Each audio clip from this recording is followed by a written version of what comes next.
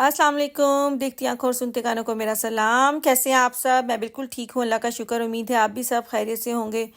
हम जा रहे हैं जी ग्रोसरी करने पूरे 1 महीने बाद। बस थोड़ी बहुत चीज़ें जो हैं वो इस मार्केट से मैं ले आती थी। अब जो बड़ी ग्रोसरी होती है ना, जो 2-3 हफ्ते की है, वो आज पूरे 1 महीने बाद मुझे टाइम मिला है। तो मैं आज लेके जा रही हूँ आहिल को। तो रास्ते में सबसे पहले हमने डलवाया जी तेल, पेट्रोल मतलब। तो आपको पता है कि लड़के जो हैं वो लड़कियों से बिल्कुल डिफरेंट होते हैं। मेरी बेटियों को कभी इन चीज़ों का कोई इंटरेस्ट नहीं हुआ। इसको सब पता करना है कि गाड़ी में पेट्रोल कहाँ से डलता है, कैसे डलता है।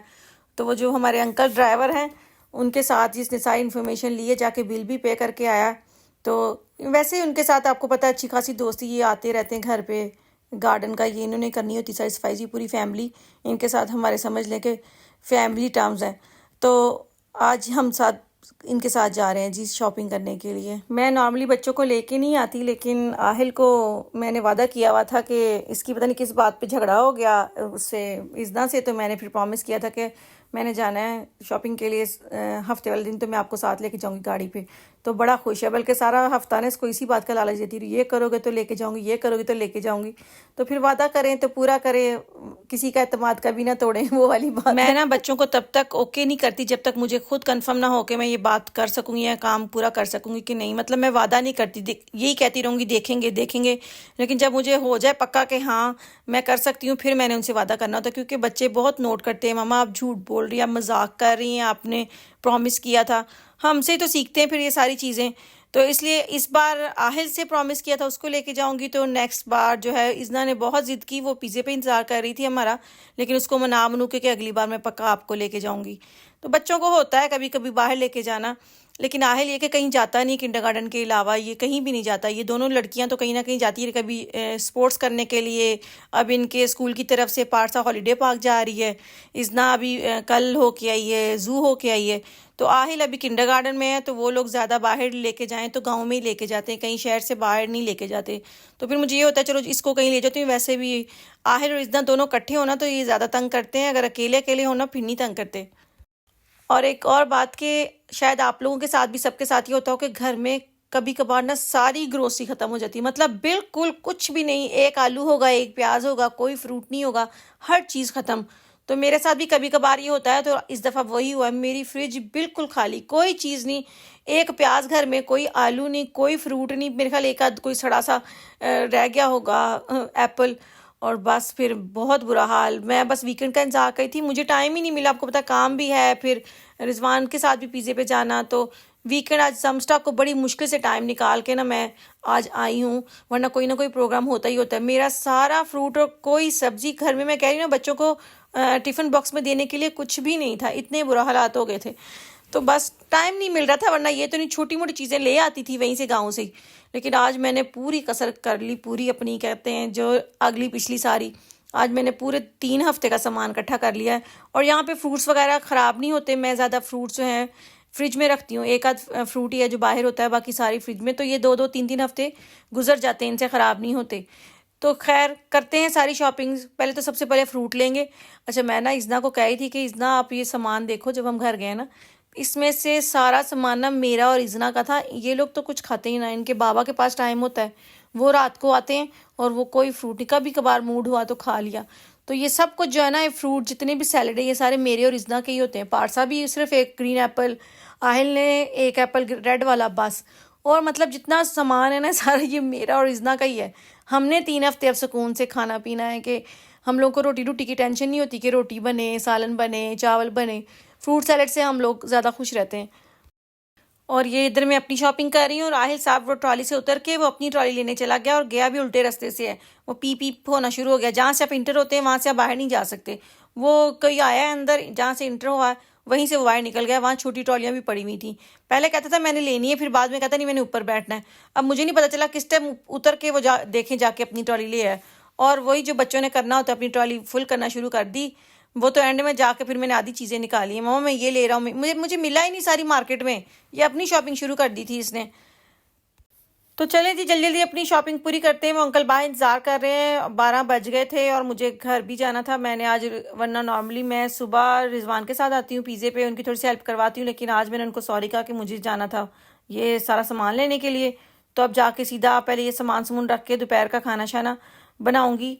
कोशिश तो यही करूंगी कि सारा नाश्ता नुश्ता यहीं से ले जाऊं, बच्चों का हल्का फुल्का ब्रेड शरेड फ्रेश यहाँ से ले जाऊं। तो बाकी खाना जो अब पता चलेगा आज शाम को क्या बनेगा, नहीं तो मुझे समझ नहीं आती, गोश्त बना लो दाल बना लो, गोश्त बना लो दाल बना लो, यही चीज़ें सारी। सब्जी तो वैसे हमारे घर बिल्कुल नहीं बनती, लेकिन अगर मैं ले जाऊं तो फिर मैं कुछ ना कुछ उसमें मटन या चिकन डाल के बना लेती हूँ। तो इस बार मैंने सिर्फ गोभी और तोरियां ली हैं और कद्दू मैंने ऑनलाइन मंगवा लिया था। तो ये 3 सब्जियां हैं, क्योंकि सब्जी कोई नहीं खाता। और वैसे भी आपको पता है इन दिनों इतनी गर्मी आया कि कुछ खाने को दिल ही नहीं करता, बस दिल करता है कोई ठंडी चीज़ पीते रहो, रोटी खाने को दिल ही नहीं करता।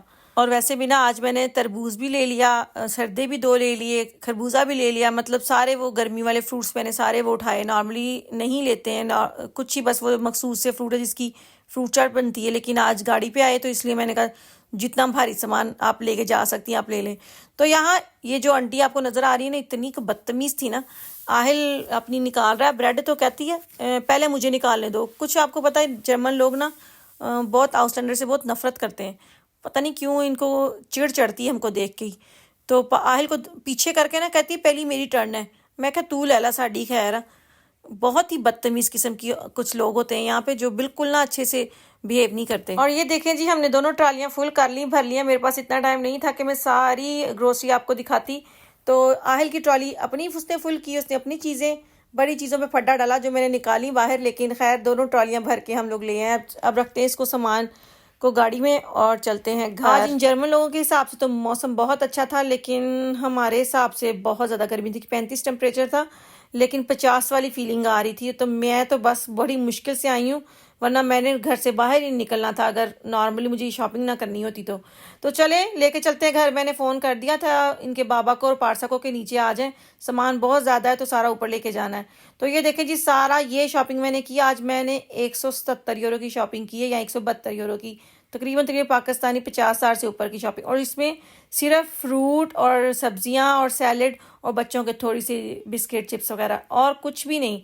या दूध का मैंने मेरे ख्याल से 1 पैकेट लिया है मैंने। तो चले जी, पारसा को बता रही हूँ अब कहाँ कहाँ सारी चीज़ें रखनी है, अगर उसको समझ आ गई तो। इजना को सब पता होता है कहाँ क्या जाना है, पारसा को हर बार बताना पड़ता है कि बेटो ये चीज़ यहाँ, ये चीज़ यहाँ। वो देखिए अपने एतराज़ करी कैसे ग्रीन एप्पल लेके आई।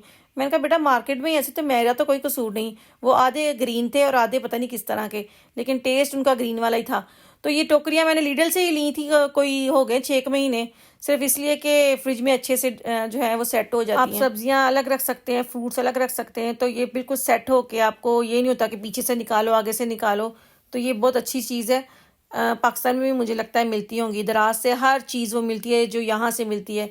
पाकिस्तान में कोई ऐसी चीज़ नहीं है जो मैं कह सकती हूँ कि यूरोप में मिलती है और पाकिस्तान में नहीं मिलती। मैंने देखा हर वो चीज़ मिल सकती है, बल्कि प्राइस भी उसकी कम ही होगी। तो चले जी, आ गया है सारा फ्रूट और सब्जी। अब आराम से 2-3 हफ्ते जो हैं वो बच्चों को भी काट के दूंगी, क्योंकि बच्चों की छुट्टियां आने लगी हैं, घर होते हैं तो ये खा लेते हैं फ्रूट वगैरह। अगर स्कूल जाएं तो फिर मुश्किल है कि साथ लेके जाएं। और मैं ना आज फ्रेश चेरीज भी लेके आई थी, बहुत मज़े की चेरी होती है यहाँ पे, बिल्कुल जो है ना वो जामनू वाला फ्लेवर आता है, और अपनी मर्जी से खुली ले सकते हैं जितनी मर्जी। ये देखें जी, फ्रिज हो गई है सेट, तो अब मुझे सुकून हो गया है। मेरी फ्रिज जब खाली होती है मेरे दिल को हौल पड़ते हैं, लेकिन अब सारा कुछ आ गया। सब्जियां तो एक दो ही हैं, लेकिन फ्रूट सारा आ गया। थोड़ा सा रेस्ट करती हूँ, मुझे दे इजाजत। अपना बहुत सारा ख्याल रखिएगा, मुझे दुआ में याद रखिएगा। अल्लाह ताला आपकी ज़िंदगी में आसानियाँ पैदा करे और आपको भी तौफीक दे दूसरों की ज़िंदगी में आसानियाँ पैदा करने की। कल तक के लिए अल्लाह हाफिज़।